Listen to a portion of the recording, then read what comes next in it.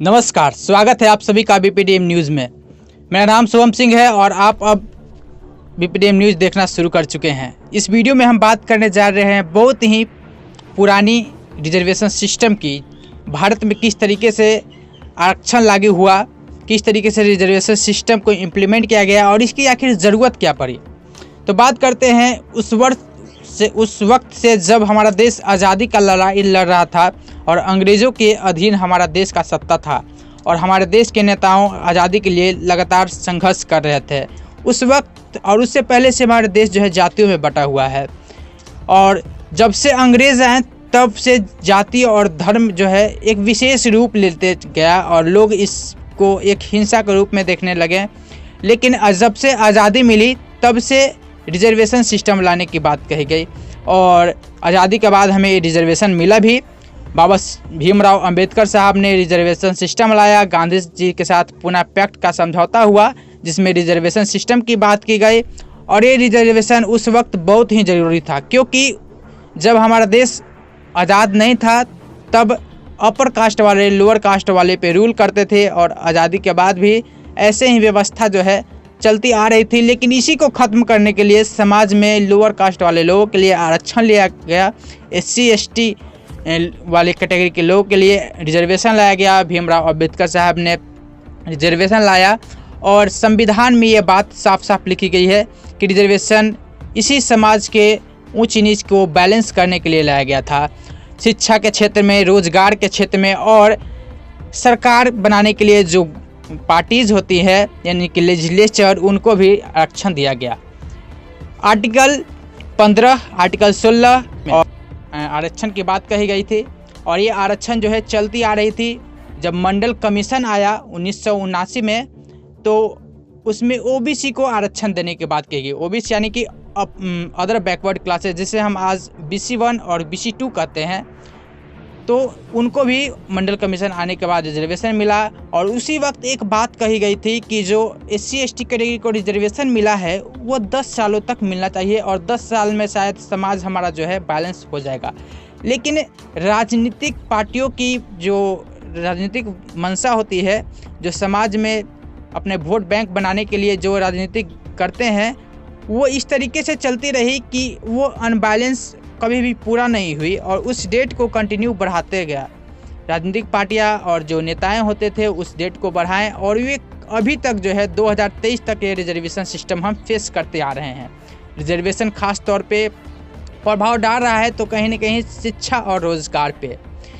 शिक्षा में रिजर्वेशन सभी को मिलना चाहिए, जो गरीब है या अमीर है सबको पढ़ने का अधिकार है और यदि गरीब है और पैसे के कारण नहीं पढ़ पा रहा तो उनको रिजर्वेशन मिलना चाहिए। बहुत अच्छी बात है, क्योंकि तभी हमारा समाज विकसित होगा, हमारा देश विकसित होगा। लेकिन कहीं ना कहीं रोजगार के क्षेत्र में रिजर्वेशन आरक्षण हम दे रहे हैं। जो छात्र 90 नंबर 100 में से लाकर भी जॉब नहीं कर पा रहा है और कोई छात्र 100 में से 30 नंबर लाकर नौकरी कर रहा है, तो कहीं ना कहीं छात्र को इमोशनली जो है या फिर मेंटली जो है टॉर्चर सहना पड़ता है। क्योंकि जो मेधावी छात्र 90 नंबर ला रहा है 100 में और तब भी उसे नौकरी नहीं मिल रहा है और जो छात्र 100 में से 30 नंबर ला के नौकरी कर रहा है, तो कहीं ना कहीं तो सर प्रभाव पड़ेगा ही। तो बहुत से जो देश के युवाओं हैं वे इस आरक्षण को वरदान मानते हैं, तो बहुत से ऐसे देश में लोग हैं, युवाओं हैं, जो इसे अभिशाप मानते हैं, जैसे कि उनकी ज़िंदगी को खोखले करने का काम ये आरक्षण करता है।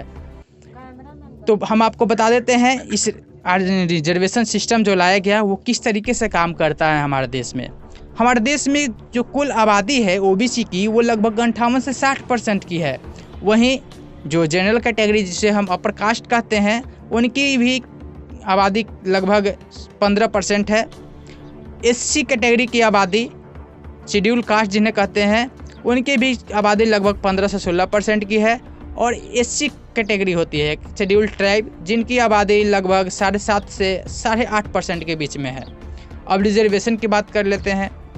हमारे रिजर्वेशन सिस्टम में जनरल कैटेगरी जब मंडल कमीशन स्थापित हुआ था 1989 में, उस वक्त जनरल OBC की आबादी जो थी वो लगभग 52% थी और इसकी आधा यानी कि 27% रिजर्वेशन दिया गया था गवर्नमेंट जॉब और शिक्षा में, यानी कि एजुकेशनल इंस्टीट्यूशन में। और उस समय जो अभी SC/ST के लिए रिजर्वेशन दिया गया था वो भी दिया गया था उनके पॉपुलेशन के आधार पे, लेकिन अभी का जो रिजर्वेशन परसेंटेज है वो हम आपको समझाने की प्रयास करते हैं। अभी जो OBC की आबादी है लगभग 58 से 60% की है, लेकिन आरक्षण उनको मिलता है अभी भी 27% ही, मतलब कि आधा से भी कम। वहीं SC कैटेगरी का आबादी 16 से 15% के बीच में है, उनको अभी रिजर्वेशन 15% मिल रहा है, मतलब कि 100% रिजर्वेशन मिल रहा है, जितना आबादी है उतना रिजर्वेशन मिल रहा है। ST कैटेगरी के जो लोग हैं उनको रिजर्वेशन अभी भी मिलता है 7.5%, जो पहले के मिलता था, अभी भी आबादी लगभग वही है। और जो नया रिजर्वेशन आया है EWS रिजर्वेशन, जो जनरल कैटेगरी के लिए ज़्यादातर यूज होती है, मतलब कि वीकर सेक्शन के जो लोग हैं EWS category extremely weaker section कहते हैं, जो किसी भी जाति को हो, अपर कास्ट के हो, तो लोअर कास्ट के लिए रिजर्वेशन है ही। अपर कास्ट वाले जो लोग बच जाते थे, जो बहुत अच्छे समाज से आते थे, अच्छे जाति से आते थे, लेकिन गरीब होते थे, तो उनके लिए EWS कैटेगरी लाया गया, 10% आरक्षण लाया गया 2019 में।